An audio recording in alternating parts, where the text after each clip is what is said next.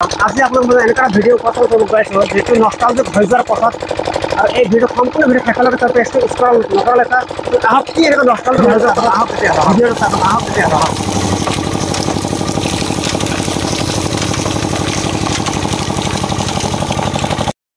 প্ৰিয় দৰ্শক মোৰ আন এটা ভিডিঅ'লৈ আপোনালোক সকলোকে স্বাগতম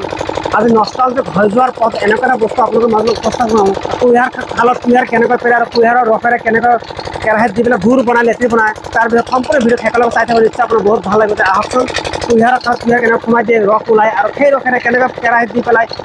গুড় বনায় কিমানটো উতলা সোমায় সম্পূৰ্ণ ভিডিঅ' একেলগে চাই থাকিব পেজটো স্ক্ৰল নকৰক এতিয়া দেখা পাইছে আপোনালোক কুঁহিয়াৰ খালত কুঁহিয়াৰ সোমাই দিয়া আছে আৰু এনেকৈ কুঁহিয়াৰৰ ভিতৰত ঘিমবিলাক ঘূৰি আছে চাওক কুঁহিয়াৰৰ ৰস এনেকৈ ওলাই আহি আছে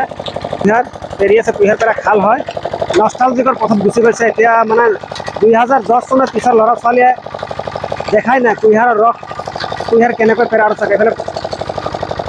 কুঁহিয়াৰ সোমাই দিছে এইফালে কুঁহিয়াৰৰ বাকলিবিলাক ওলাই আহি আছে কুঁহিয়াৰৰ বাকলিবিলাক এতিয়া ওলাই আহি আছে আৰু এই বাকলিবিলাক ৰ'দত দি ফুটাই কুঁহিয়াৰৰ যিটো ৰস ওলায় সেইটো মানে গুড় বনোৱাত জুইৰ লগত সহায় কৰে চাওক এয়া আপোনালোক দেখা পাইছে চাওক কুঁহিয়াৰ খালত কুঁহিয়াৰ সোমাই দিছে কুঁহিয়াৰৰ ৰস এইদৰে পৰি আছে চাগে পাইপ লগাইছে আৰু পাইপেৰে আহি আহি এই গাঁত খান তাত টিনটো টিনটো যেতিয়া ভৰ্তি হৈ যায় তেতিয়া বোলে এই কেৰাহীত দেখা পাইছে কেৰাহীত ভৰাই থৈ যায় আৰু সেইফালে কেৰাহীত দেখিছে এটা কেৰাহী ভৰ্তি হৈ আছে চাওক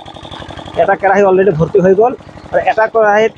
কুঁহিয়াৰ ৰস ভৰ্তি কৰোঁতে 1 পৰা 1.5 ঘণ্টা সময় লাগে চাওক আৰু এখন কেৰাহী ভৰাই আছে ইয়াত এখন টিন ভৰি গ'ল কুঁহিয়াৰৰ ৰস দি উঠাইছে এনেকৈ দেখা হৈছে চাওক ইয়াত আনি আছে চাওক কেৰাহীত ঢালিব চালনি দিয়া আছে যাতে কোনো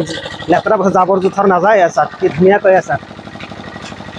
আৰু এটা কেৰাহী ভৰিবলৈ হ'লে 16 পৰা 17 টিন মিঠাতেলৰ টিনেৰে ভৰাই 16 পৰা 17 টিন কুঁহিয়াৰৰ ৰস লাগে আৰু এই কেৰাহী উতলাবলৈ মোটামুটি 4-5 ঘণ্টা উতলোৱাৰ পিছতহে গুড়ত পৰিণত হয় ইয়াত দেখা চাওক দুইখন কেৰাহী একেলগে ইয়াত দেখা পাইছে চাওক আপোনাৰ আমাৰ মাজৰ পৰা কুঁহিয়াৰ খেতি নাইকিয়া হৈ গৈছে চাওক কুঁহিয়াৰ খেতি কুঁহিয়াৰ ৰস লেতেৰি নমাইছে লেতেৰি চাওক কি ধুনীয়া ইয়াত খাবলৈ বহুত ভাল আৰু বিহুৰ বতৰত এয়া চাওক মানে 2010 চনৰ পিছৰ পৰা প্ৰায় বিলুপ্তিৰ পথত হৈ গৈছে এয়া চাওক কুঁহিয়াৰ খালত কুঁহিয়াৰ পেৰা লেতেৰি চাওক কি ধুনীয়া হয় ইয়াৰ এনেকৈ গুড় বনোৱা হয় আজিৰ প্ৰজন্মৰ শিশুসকল নাজানে যে গুড় কেনেকৈ প্ৰস্তুত কৰা হয় এয়া চাওক এনেকৈ গুড় হ'ব যিমান ঠাণ্ডা হ'ব সিমান ডাঠ হৈ গুড়ত পৰিছে এতিয়া লেতেৰি হৈ আছে চাওক বিহুৰ দিনাখন আহিছোঁ ইয়াত কুঁহিয়াৰ পেৰি আছে হঠাৎ লগ পালোঁ সেইকাৰণে ভাবিলোঁ নষ্টালজিক ভিডিঅ' আপোনালোকৰ মাজলৈ আগবঢ়াইছোঁ চাব নিশ্চয় আপোনাৰ ভাল হৈছে লেতেৰি এতিয়া যিমান ঠাণ্ডা হ'ব সিমান লেতেৰি হয় গুড় হৈ যাব লেতেৰিবিলাক চাওক দেখা আছে তাৰপিছত লেতেৰি ভৰাই আছে মোৰ কাৰণে চাওক গুড় লেতেৰি খাম বহুত বছৰৰ মূৰত চাওক এতিয়া কুঁহিয়াৰ লেতেৰি অলপ খাই লওঁ আঙুলিৰে খাই আছোঁ চাওক আঙুলিৰে খাই আছোঁ চুপি চুপি খাব লাগে বহুত মজা শৈশৱ কালৰ কথা মনত পৰিল হঠাৎ কেৰাহীৰ পৰা গুড়বিলাক টিনত ভৰাইছে কেনেকৈ টিনত ভৰোৱা হয় আৰু গুড়বিলাক অলপ গৰম থাকোঁতেই টিঙত ভৰাব লাগে আৰু এটাকৈ কেৰাহীৰ পৰা 2.5 টিনকৈ গুড় হয় চাওক দেখা পাইছে এই গুড় বেছি ঠাণ্ডা হয় যিমান ঠাণ্ডা হ'ব গুড়বিলাক সিমান জমি যাব আৰু অলপ গৰম থাকোঁতেই টিঙত ভৰাব লাগে দেখা পাইছে চাওক গুড় ভৰোৱাৰ দৃশ্য টিঙত ভৰাই আছে গুড়বিলাক আপুনি যে খুচরা খেত করেন যে কত বছর তো খুচরা খেতগুলি করেন আপনি 8-10 বছর হল আর কি এই খুচরা খেত জায়গা খাল তাল সব আমার নিজেরই